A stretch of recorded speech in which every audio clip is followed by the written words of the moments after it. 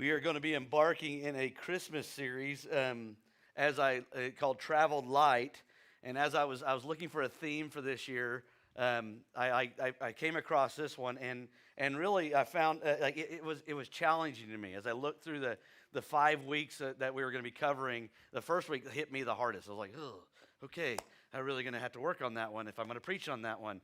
But we're going to be going through this idea of traveling light, and I feel like it's no better time than this season to begin to look at this stuff like that. What are we carrying? What are we like? What kind of overstuffed baggage do we carry into the holiday season every year? And we just kind of gloss over it with food, and like if I just I'll just eat more and I'll feel better as I'm dealing with family and all the other stuff that's going on in my life. Oh man, if I could just hide in my bedroom a little while and get a break from my family.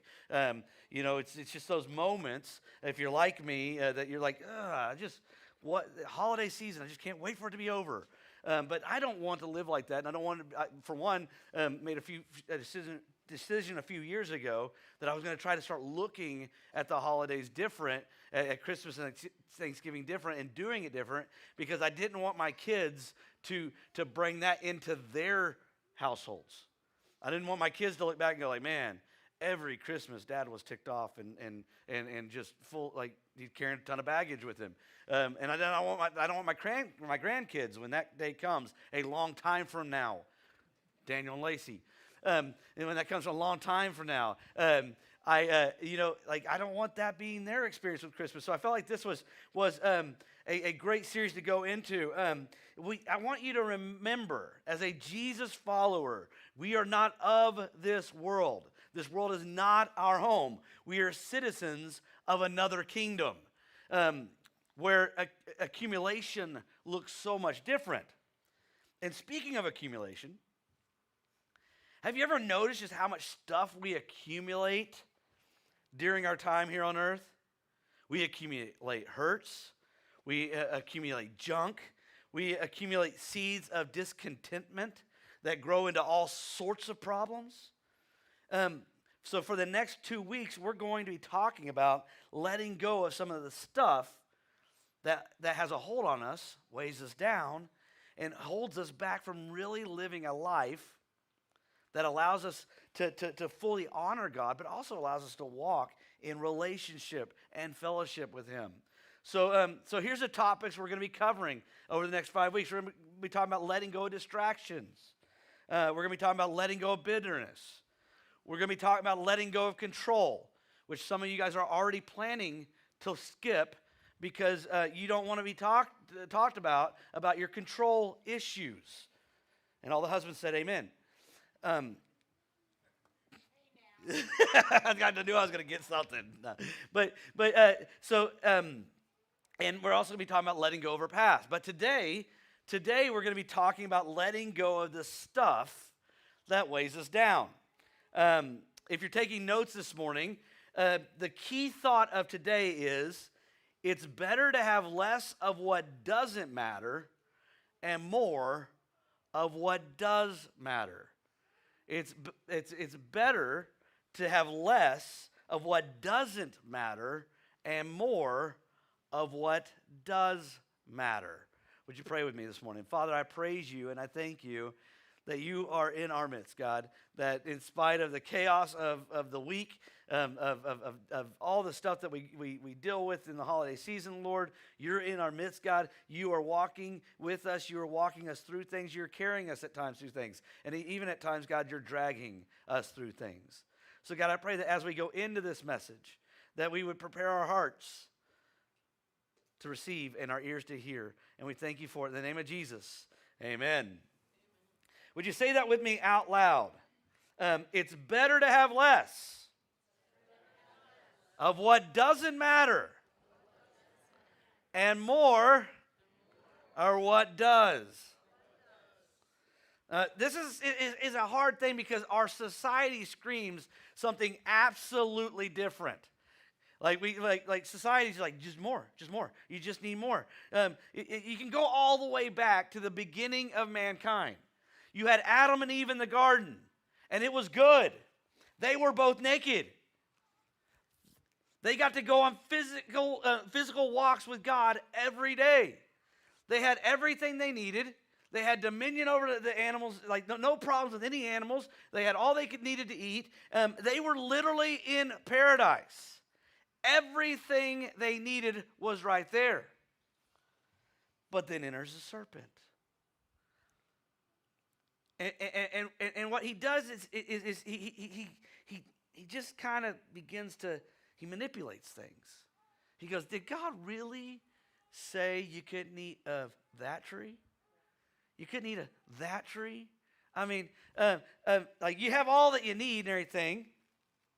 And but he comes in, he implies that if you, like what God is keeping from you is the very thing that's going to make you happy, that's going to fulfill your desires, that's going to give you all that you need. And so they they have all these blessings. They are and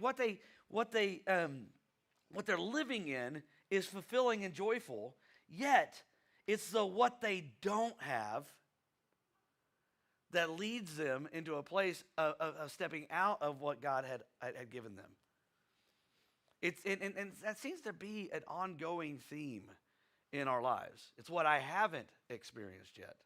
It's what I don't have. Well, if I had that, I might just be happier. See, we live in a world where if I have $1, I need two. If I have 2 cars, I need 3. And we just accumulate and accumulate and accumulate. This last year, I took a chaplaincy class in Wichita, and I'm constantly being reminded of this. And it was being led by Chaplain Rygard. He's the head emergency services chaplain for the Assemblies of God. And he started talking. He said, guys, he gave kind of a devotional. And he started talking about how he had a Harley Davidson. And it was in his garage. And God had opened the doors for him to travel. He was speaking all over the country. He was kind of living all his dreams. But every time he came home, he felt guilty because he hadn't ridden his motorcycle. And he's like that motorcycle sitting in the garage. It became more of a, like, he's like, it was paid off. Like, I didn't know anything on it. But every time I looked at it, I felt guilty because I wasn't spending time with it. And he's like, it was as if that which I owned began to own me. And it just kept, he says, it was this burden that just kept getting after him and getting after him and getting after him. And he says, he's like, I had everything going for me. He's like, I'm doing what I love. My family's doing great. I'm getting all this connection, but I feel like I'm neglecting my motorcycle. And I kind of like laughed about it, and I thought about some of the stuff in my life that I haven't used at all this year, that is expensive and just taking up space and probably rotting a little bit. But he said he felt like the motorcycle owned him, not the other way around. It's almost as if he was chained to his stuff. Solomon actually had a wise saying about this. In Ecclesiastes 4, 4-6, he says, I saw that all the labor and all skillful work is due to one person's jealousy of another. This too is futile in a pursuit of the wind. The fool folds his arms and consumes his own flesh. Better one handful with rest than 2 handfuls with effort and the pursuit of the wind.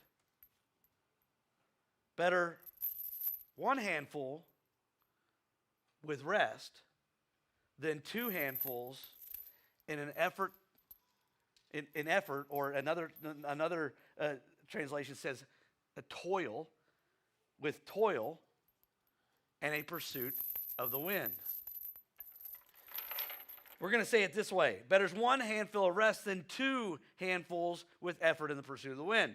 So say that with me this morning. Better is 1 handful with rest than 2 handfuls with effort and a pursuit of the wind. The truth is, the more stuff we have,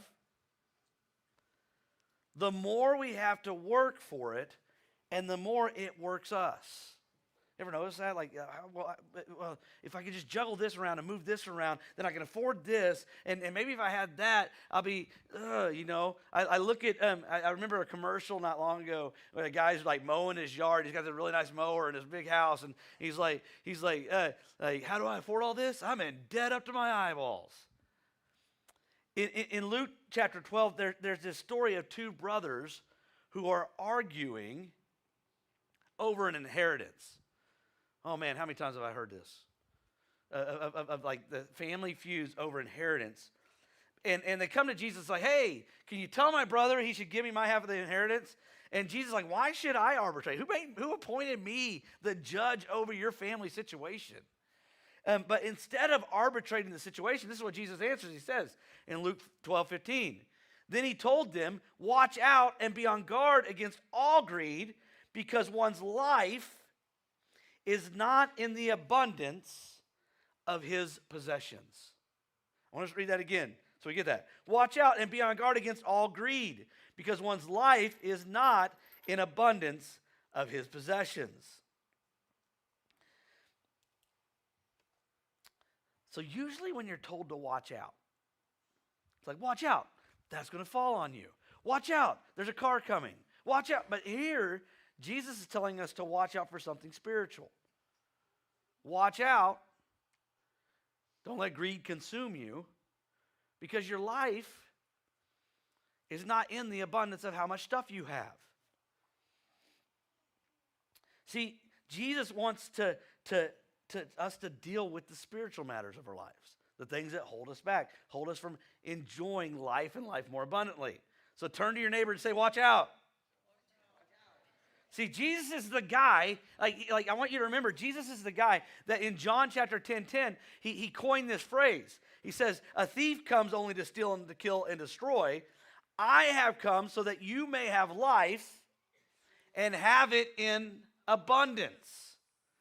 So the same guy who said, hey, I've come to give you life and life in abundance is the guy saying, hey, don't get caught up in your stuff, because your life is not found in the abundance of your stuff. How much stuff you have. But culture tells us different. But I'm here to tell you, you are not what you drive. This is difficult for me.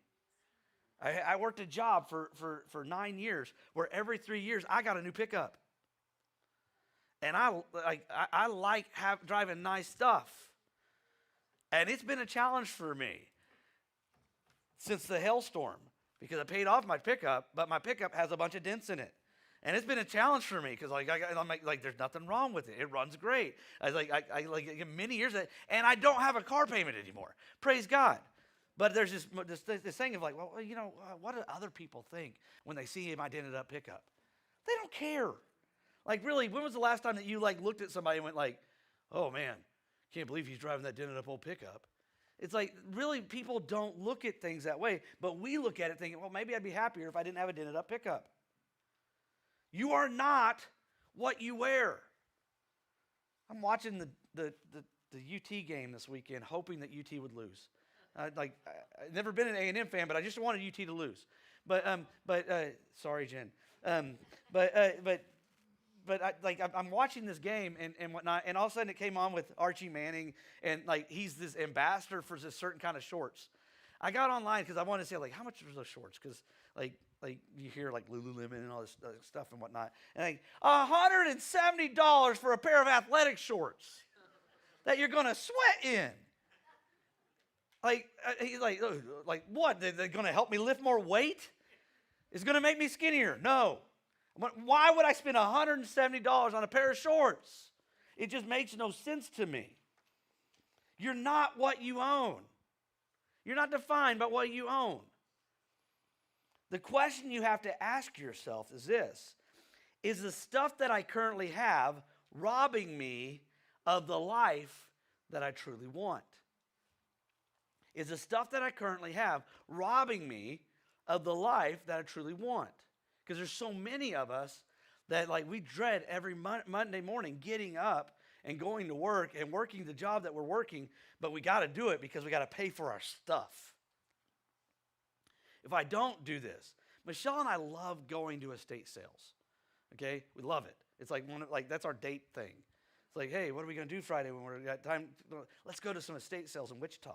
And it's for a weird reason, okay? We really don't ever buy anything. Sometimes we buy a couple small things, but we really don't ever buy anything. But it's because we like to walk to the house and try to determine what kind of life the people lived.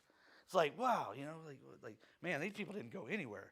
They got a lot of junk. And then you go into some houses like we went into a few weeks ago, and you could tell they had traveled all over the world together. They had all these different things from different places, and even from Peru. And I'm like, hey, that's from Peru. We actually took Sharon when she was here to her first estate sale. She's like, and she was so astounded because there's all these lists. She's like, how do they keep people from stealing things? I could just put this in my pocket. I was like, well, don't. that was the first thing in my mouth. I was like, don't, please, don't. But then we found this thing from Peru in there, and they're like, hey, you want to take something from our country that's from your country back to your country? And she's like, no, I don't have room in my suitcase. But this stuff, it's crazy being to look at it. But the truth is, we accumulate all this stuff, and you look at it, and it's truly sad because people have spent all this time accumulating over their lifetime and everything. And what do their kids do the minute they die? They sell it all. Oh, let's have an estate sale. Let's sell all mom and dad's stuff. All those keepsakes, all those things that meant so much to their parents are just get rid of that. Don't need that. So it's again, I want to remind you, better is one handful with rest than two handfuls with effort and a chasing after the wind.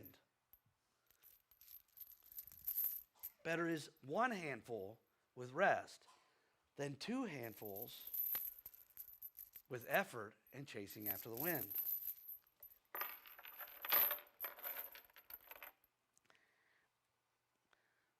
I believe this and you're probably sitting there going, thanks, Pastor, you waited till after Black Friday to preach this message. I just spent a ton of money on junk for my kids. I wouldn't have done that. But no, it's perfect. It's a perfect time of year to talk about it. Right before you go and spend a lot of money on presents for your kids that they're going to ignore and play with the boxes. I'm right.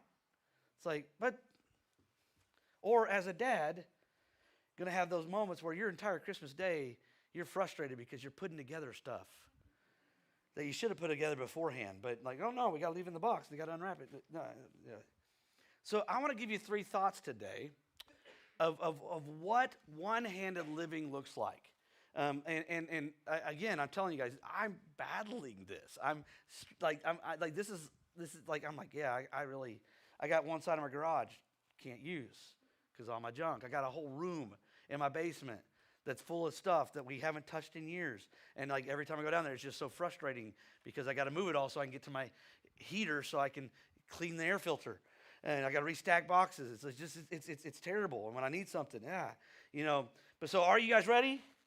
As we go into this, are you guys ready? Are you with me this morning? Okay, principle number one.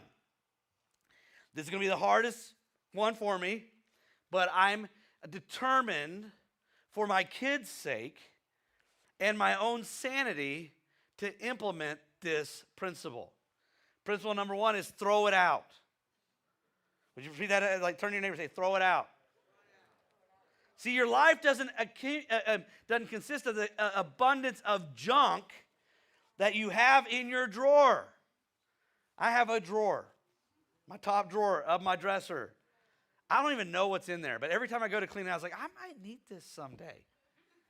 I might need it, in your closet, up in your attic, or in your garage that's overflowing so much that you can't even park a car in it. Am I the only one that said am I preaching to myself this morning? We can get a car in our garage, but you got to be real careful that you don't ding the door when you're trying to get out of it.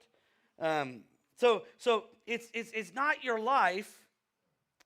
The stuff that you have, it's not your life. It's a lie.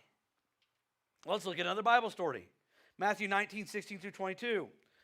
Just then someone came up and asked him, "Teacher, what must I do to have eternal life?"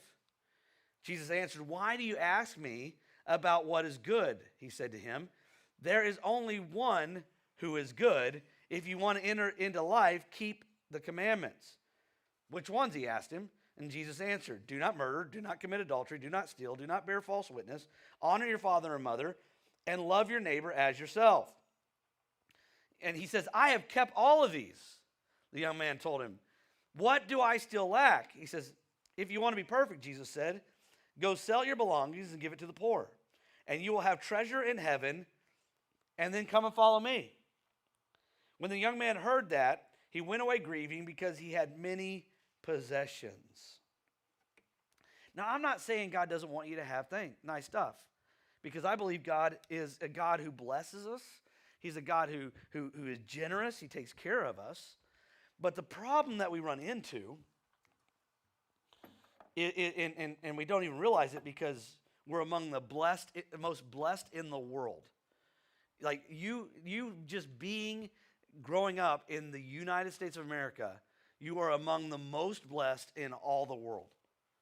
No matter what your social status is. See, it's not about owning stuff. It's about, is your stuff owning you? Is your stuff owning you? Jesus wants us to have less stuff that doesn't matter and more of the stuff that does. More of the stuff that does. The problem for this guy isn't the fact that he has stuff or that he's accumulated wealth. That's not the problem. The problem is the fact that he can't let any of it go.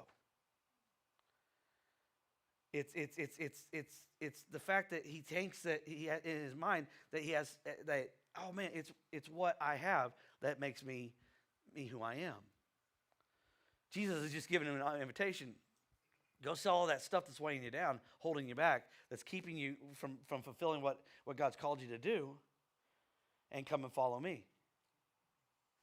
This is a story for like so many people. Like man, God has called me to missions. God has called me to go to Africa. God has called me but man, I just can't like give up my stuff. See, so many of us are trying to fill a spiritual void in our lives by believing that more stuff will make you happier, will make you more attractive, will make you more powerful. When in actuality, it is blocking our ability to be more generous and giving. The accumulation of stuff blocks our ability to be more generous and more giving. You look at the richest people in the world, in the country and everything, and then look at their families. Are they really living the better life?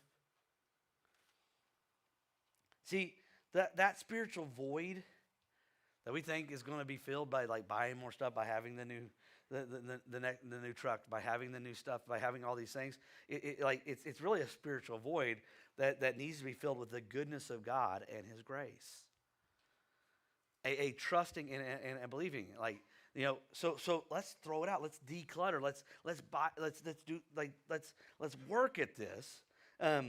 You're never going to watch those old VHS videos anyways. Half of you don't even have a VCR anymore, so why are you keeping the tapes?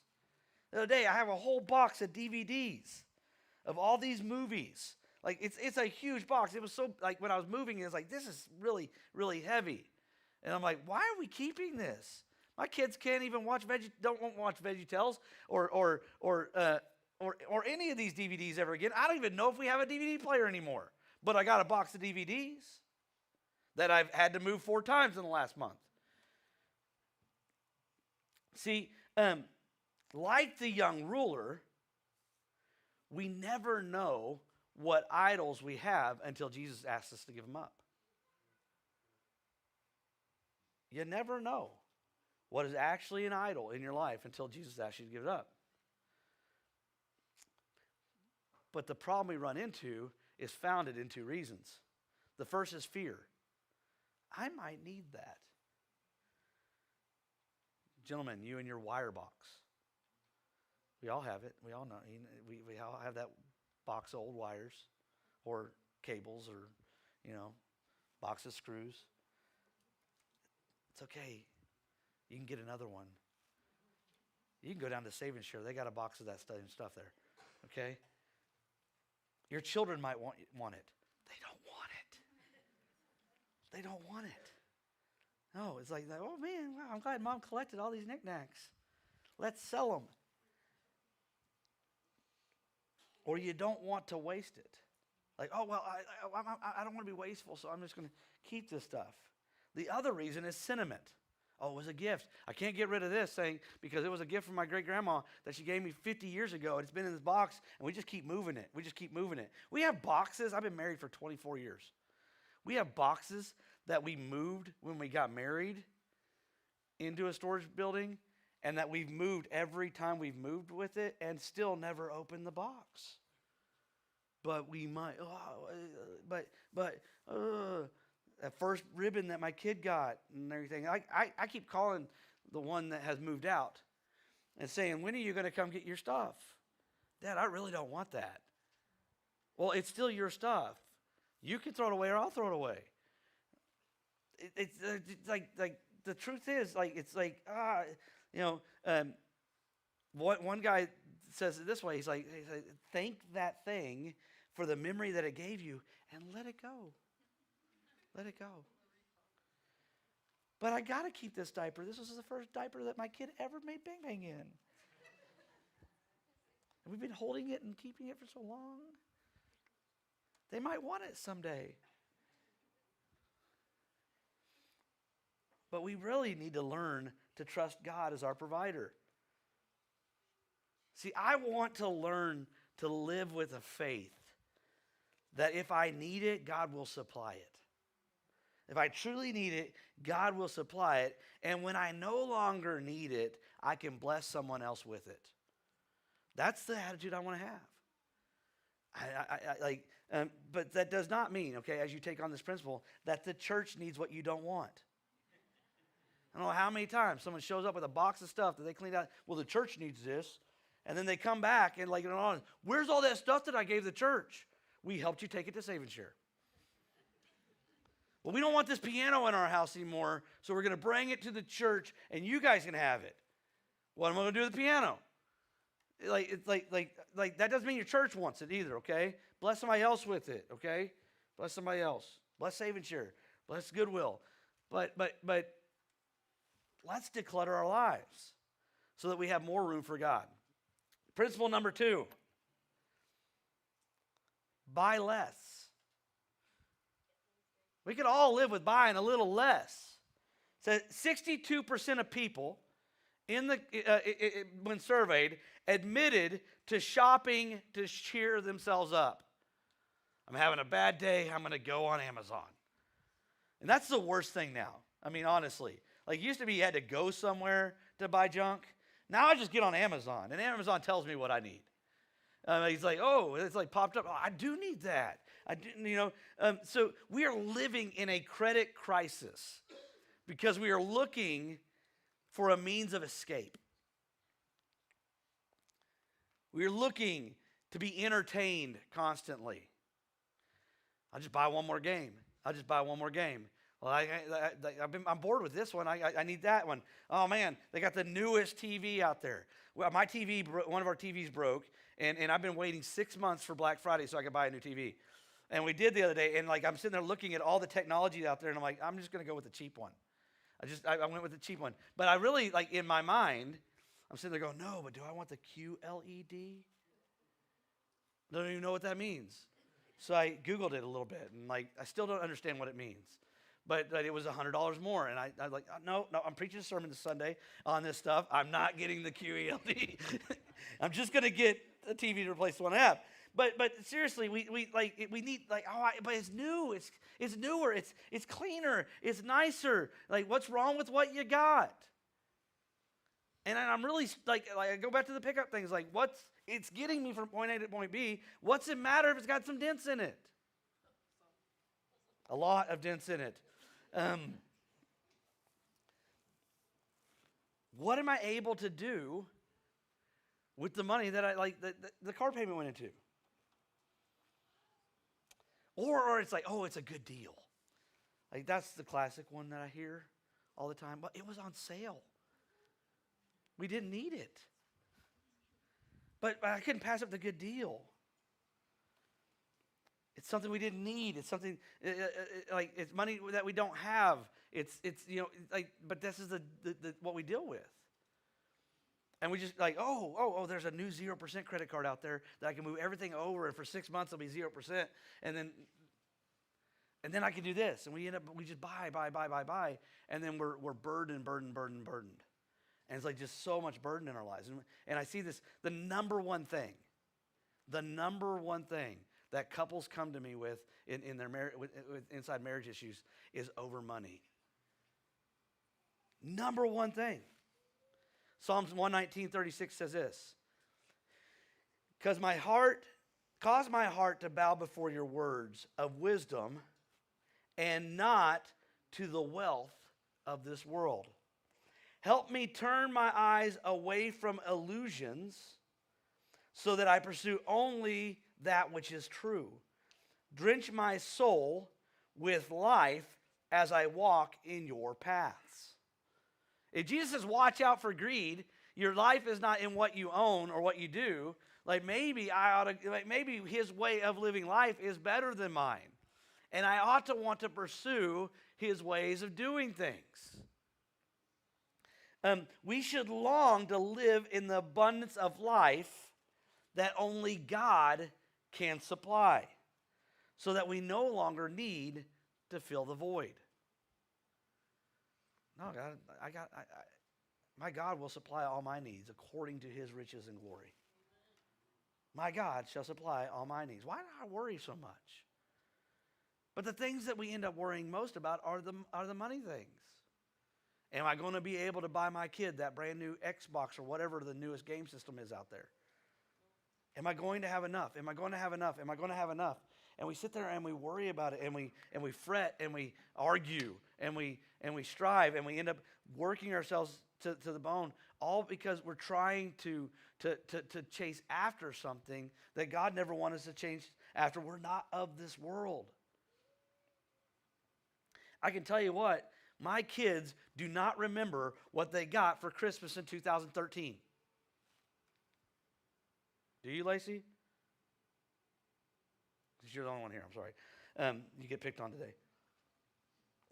Let alone what I bought them in 2020. I bet you they don't even remember what I bought them for Christmas last year.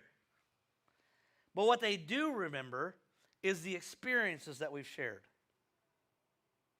They do remember those. From ski trips to lake trips to that one time we went to Silver Dollar City. Like, I sit there and I can think of all these moments, and as I'm bringing that up, my kids are probably going, yeah, I remember that trip. I remember that thing. But the problem is, so often we are so overwhelmed by the cost of our stuff that we're trying to make payments on and keep going, that we don't have any extra money to do anything that's an experience moment with them. And sometimes those experiences don't cost money. A trip to the park, a bedtime story, like all these things that we experiential that we can do, that would mean so much more later on than that extra hour you spend at work of overtime so that you could buy more stuff.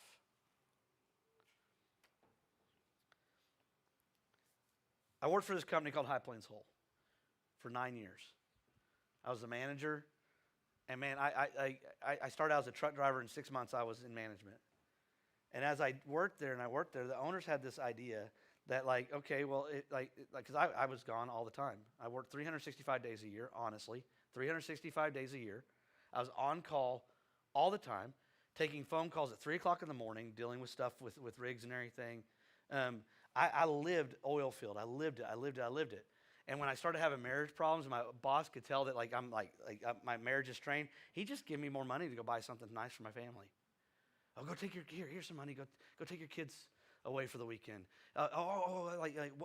What's the biggest problem at home? Well, we have all this stuff that's not done. Well, let's hire this contractor and let's get new carpet in your house. And this, it was just constantly this idea and he did it with his kids. That's how he did.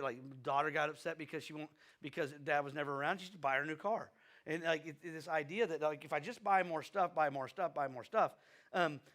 here's the deal. I can never get back the time that I lost. And half the stuff that I bought them doesn't fit anymore, or we sold the house, or the bearings wore out on the car. It's these things that we can't ever get back. But we think, if I can just buy more, if I can just spend more money, it doesn't bring happiness. Better is one hand with rest than two hands with effort and a chasing after the wind.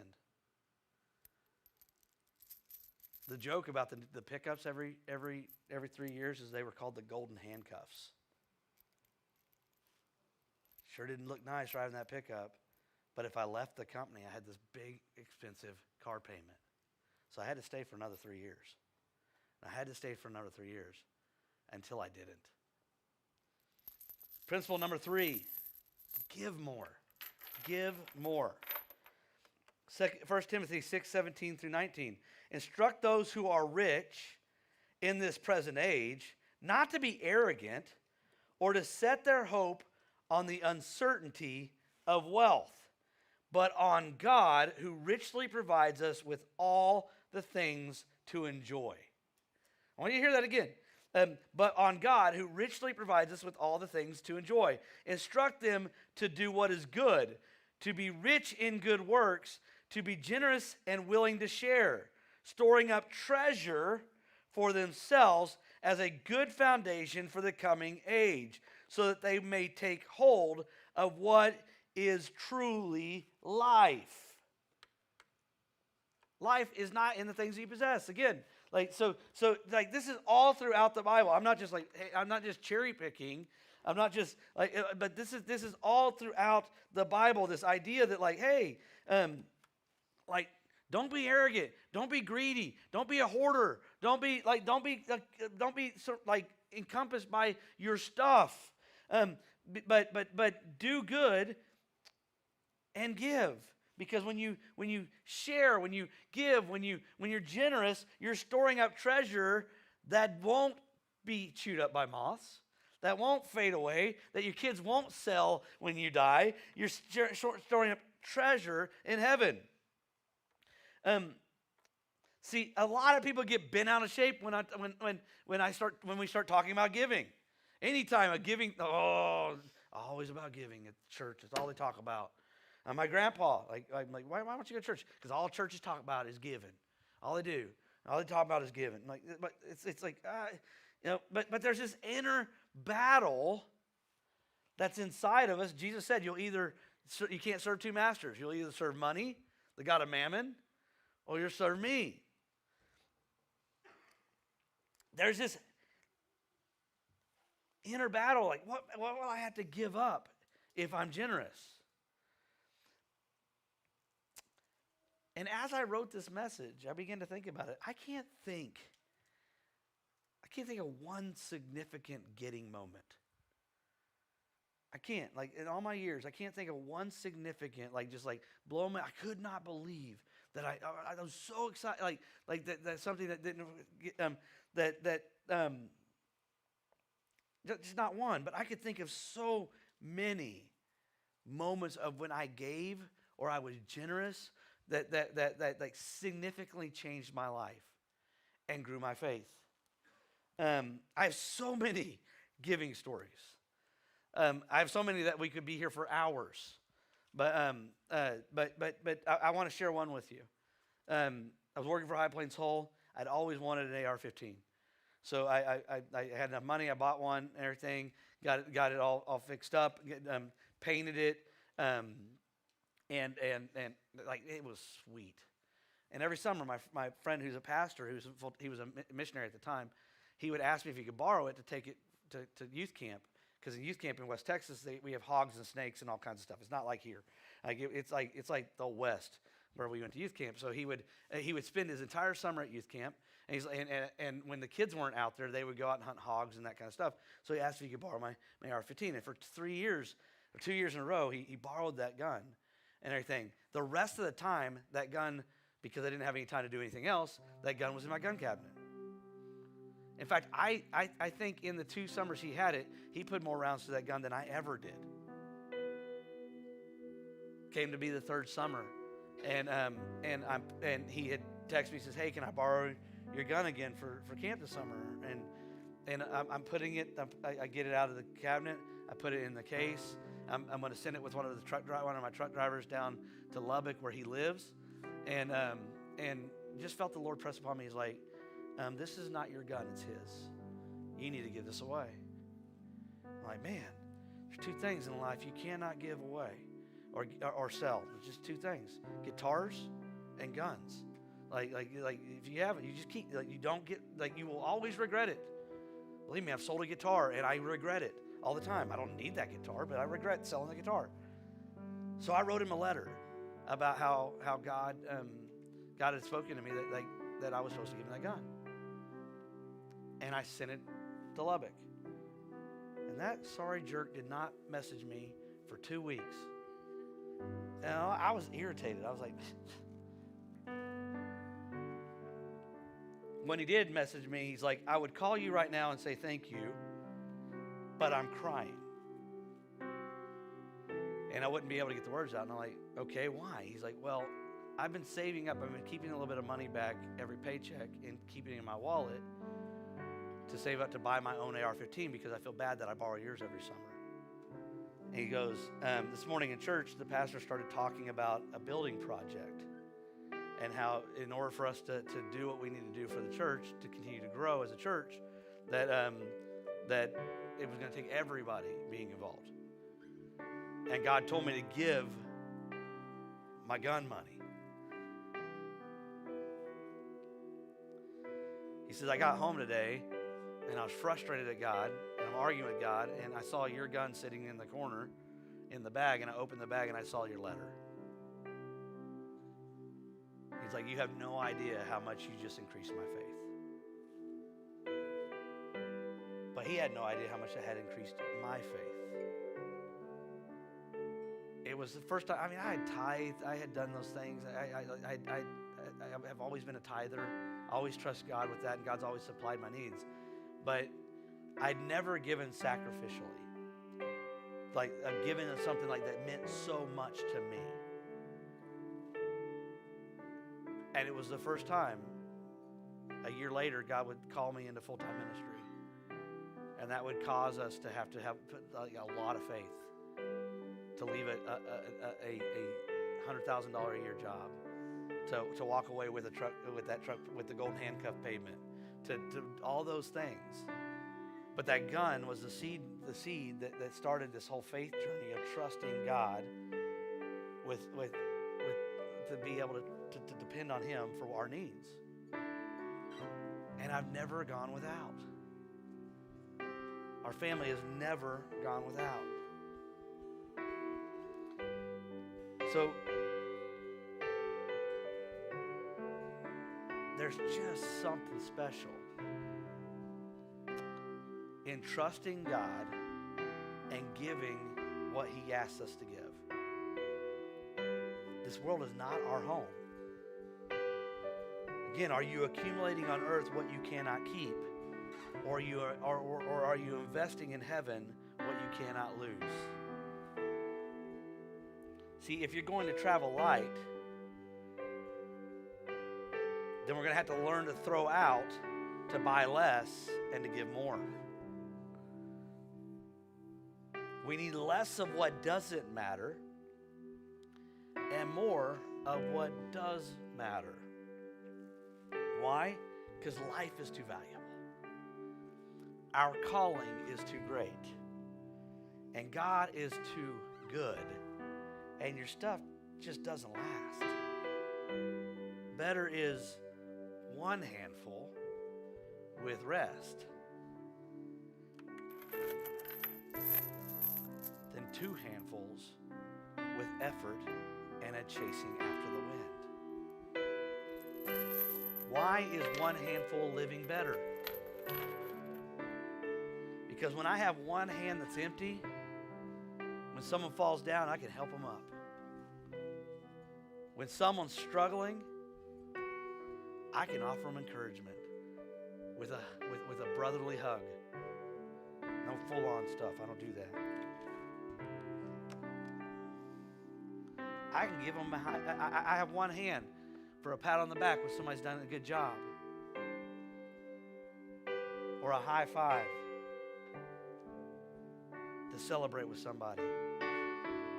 Because better is one handful with rest than two handfuls with effort and a pursuit of the wind. Say that with me one more time this morning. Better is one handful with rest than two handfuls with effort and a pursuit of the wind. Father, I praise you for this church. God, I thank you that as we move into the holiday season, as we move into the Christmas season, that you're challenging us, you're challenging me to begin to travel light, to look at things in my life and say, what am I struggling? What's causing my suitcase to not be able to be shut? What's causing me to struggle so much and toil over? What can I do with less of so that I have more room for you? So I have more room for my family. So I have more room for life. And Holy Spirit, I pray that you would just stir in all of our lives. As we think on this Christmas season, as we think about God with us, Emmanuel. Lord, we are so distracted by the stuff that we don't have time for you. And we're truly not living life. So God, I pray as we go through this week, you just begin to stir in us a desire to travel more lightly. We thank you for it in the name of Jesus. And everybody said...